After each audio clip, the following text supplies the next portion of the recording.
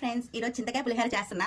First ఇలా ఉన్నాయి తీసుకొని తర్వాత పైన మొత్తం చెక్కేయాలి. ఇలాగా పైన మొత్తం తొక్క మొత్తం చెక్కేయాలి. చెక్కిన తర్వాత దీన్ని రోట్లో వేసి చెక్కిన తర్వాత ఇలా వేసుకొని కచ్చాపిచ్చగా దంచాలి చింతకాయని పులిహోరకి. అప్పుడు టేస్ట్ బాగుంటుంది. ఒకసారి మీరు కూడా ట్రై చేయండి. మొత్తం కలిపాక మీకు ప్రాసెస్ చూపిస్తాను.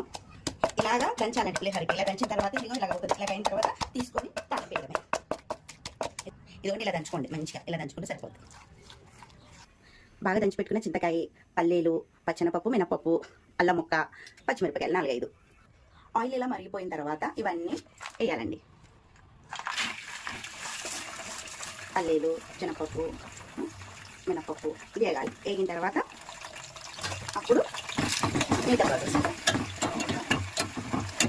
కొన్ని ఆవాలు వేసుకోవాలండి. ఇవన్నీ వేగిపోయండి. పచ్చిమిర్చి, అల్లం ముక్కలు వేసామండి. వేగిన తర్వాత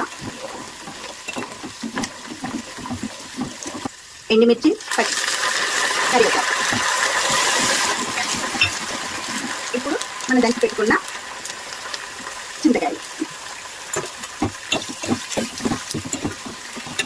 మరి పులుపు ఉంటుందండి. ఉట్టిగా కలుపుకోవచ్చుకోండి. పొల్లగా ఉంటుంది. ఇందులో కొంచెం వేపితే బాగుంటుంది. టేస్ట్ వస్తుంది. చింతకాయని ఆయిల్ వేపారనుకోండి టేస్ట్ భలే అనిపిస్తుంది. ఒకసారి ట్రై చేయండి మీరు కూడా.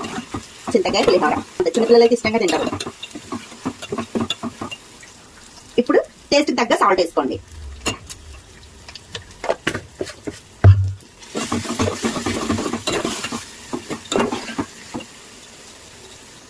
చిటికెడు పసుపు.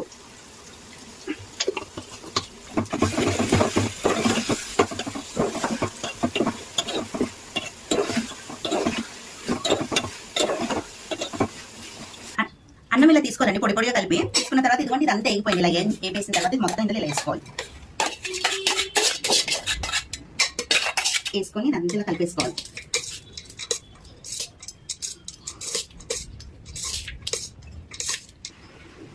చింతకాయ పులిహోర అయిపోయిందండి. ఇది ఇప్పుడు చాలా బాగుంటుంది. మీకు నచ్చితే లైక్ చేయండి, షేర్ చేయండి, సబ్స్క్రైబ్ చేయండి. Thank you for. కానీ ఎలా ఉంది కామెంట్ చేయండి.